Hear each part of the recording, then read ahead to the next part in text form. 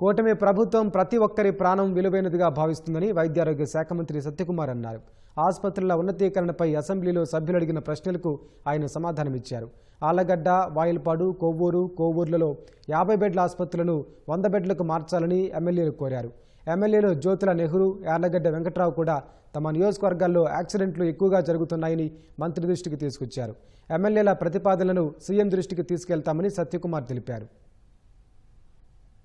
రెడ్డి గారు యాక్సిడెంట్, మా తల్లి గారు యాక్సిడెంట్ అయినప్పుడు ఆలగడ్డ హాస్పిటల్ అక్కడి నుంచి నంద్యాల, అక్కడి నుంచి హైదరాబాద్కి తీసుకుపోవడం వల్ల గోల్డెన్ అవర్, ఆ ప్రాణాలు కాపాడాల్సిన ఒక సమయము కోల్పోవడం వల్ల మేము అది కాపాడుకోలేకపోయినాం అధ్యక్ష.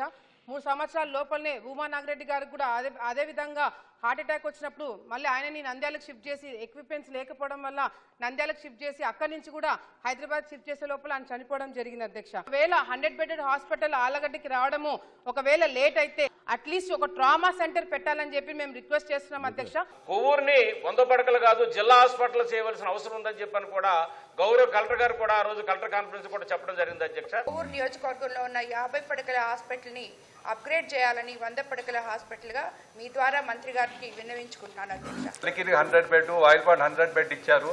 తర్వాత వైసీపీ ప్రభుత్వం వచ్చినాక అది ఇంప్లిమెంట్ కాలేదు. కాబట్టి మినిస్టర్ గారు ఇమీడియట్ గా చేయాలని ఈ ప్రభుత్వాన్ని కోరుకుంటాం. థ్యాంక్ యూ అధ్యక్ష. మాకు సిఎస్సి హాస్పిటల్ ఉంది సార్, జగ్గంపేటలో కొత్తగా నూతన భవనం కూడా నిర్మాణం చేశాం. ట్రామా సెంటర్ ఏర్పాటు చేయమని చెప్పేసి మీ ద్వారా గౌరవ మంత్రి గారిని నేను రిక్వెస్ట్ చేస్తున్నాను.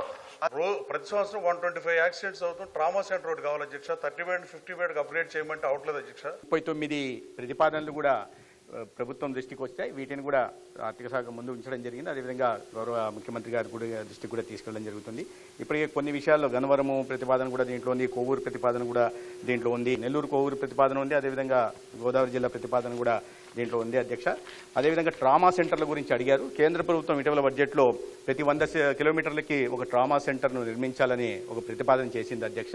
కేంద్రం నుంచి కూడా సహకారం అందిస్తుంది కాబట్టి ఖచ్చితంగా గౌరవ శాసనసభ్యుల కోరిక మేరకు ఆ ఆసుపత్రుల్లో ట్రామా సెంటర్లు నిర్మాణం ప్రయత్నం చేస్తాం. ఈ ప్రాణం విలువైందిగా కూటమి ప్రభుత్వం భావిస్తుంది అధ్యక్ష. అందుకని దీన్ని దృష్టిలో పెట్టుకుని ఒక కొత్త పాలసీ తీసుకొచ్చి 50 పడకల కన్నా తక్కువ ఉన్న నియోజకవర్గాన్ని గుర్తించి పీపీపీ మోడల్లో ఒక 100 పడకల మల్టీ స్పెషాలిటీ ఆసుపత్రిని కూడా నిర్మించాలనే ప్రతిపాదన ఉంది. దాని గురించి ఇప్పటికే 61 అసెంబ్లీ నియోజకవర్గాల్ని మొదటి దశలో గుర్తించడం జరిగింది. ఆ పాలసీ 1-2 నెలల్లో పాలసీ రోల్అవుట్ అయిన తర్వాత ఈ ఉన్న వాటిని ఎగ్జిస్టింగ్ ప్రభుత్వ పబ్లిక్ సెక్టార్లో ఉంటున్న హెల్త్ సెక్టార్లో ఉంటున్న వాటిని అప్గ్రేడేషను, అదేవిధంగా పీపీపీ మోడల్లో మల్టీ స్పెషాలిటీ ఆసుపత్రులు కూడా నిర్మించి ప్రజల ప్రాణాలు పోకుండా కాపాడుకునే ప్రయత్నం చేస్తామని.